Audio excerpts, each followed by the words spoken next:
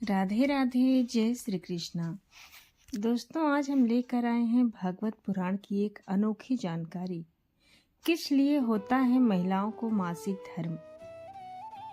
क्या आप जानते हैं कि महिलाओं को होने वाले मासिक धर्मों का पुराणों में उल्लेख शामिल है? उन्हें मासिक धर्म क्यों होता है, इस पर एक पौराणिक कथा भी मौजूद है जो इंद्रदेव से संबंधित है। भागवत पुराण में वर्णित एक कथा के अनुसार एक बार बृहस्पति, जो देवताओं के गुरु थे, वे इंद्रदेव से काफी नाराज हो गए। इसके चलते असुरों ने देवलोक पर आक्रमण कर दिया और इंद्र को अपनी गद्दी छोड़कर भागना पड़ा। असुरों से खुद को बचाते हुए वे सृष्टि के रचनाकार भगवान ब्रह्मा के पास पहुंचे और उनसे मदद मांगने लगे। तब ब्रह्मा जी ने उन्हें बताया कि उन्हें एक ब्रह्म ज्ञानी की सेवा करनी चाहिए। यदि वो प्रसन्न हो जाए तभी उन्हें उनकी गद्दी वापस प्राप्त होगी। आज्ञानुसार इंद्रदेव एक ब्रह्म ज्ञानी की सेवा में लग गए, लेकिन वे इस बात से अनजान थे कि उस ज्ञानी की माता एक असुर थी। इसलिए उसके मन में असुरों के लिए एक विशेष स्थान था। इंद्रदेव द्वारा अर्पित की गई सारी हवन की सामग्री जो देवताओं को चढ़ाई जाती थी, वो ज्ञानी उसे असुरों को चढ़ा रहा था। इससे उनकी सारी सेवा भंग हो रही थी। जब इंद्रदेव को ये सब पता लगा तो वे बेहद क्रोधित हो गए और उन्होंने उस ब्रह्म ज्ञानी की हत्या कर डाली। एक गुरु की हत्या करना घोर पाप था, जिस कारण उन पर ब्रह्म हत्या का पाप आ गया।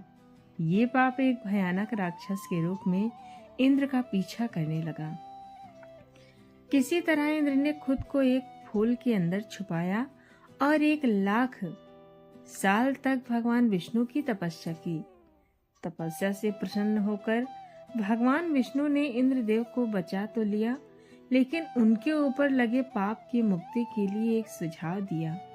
इसके लिए इंद्र को पेड़, जल, भूमि और स्त्री को अपने पाप का थोड़ा थोड़ा अंश देना था। इंद्र के आग्रह पर सब राजी तो हो गए, लेकिन उन्होंने बदले में इंद्रदेव से उन्हें एक वरदान देने को कहा। सबसे पहले पेड़ ने उस पाप का 1/4 हिस्सा ले लिया, जिसके बदले में इंद्र ने उसे एक वरदान दिया। वरदान के अनुसार पेड़ चाहे तो स्वयं ही अपने आप को जीवित कर सकता है।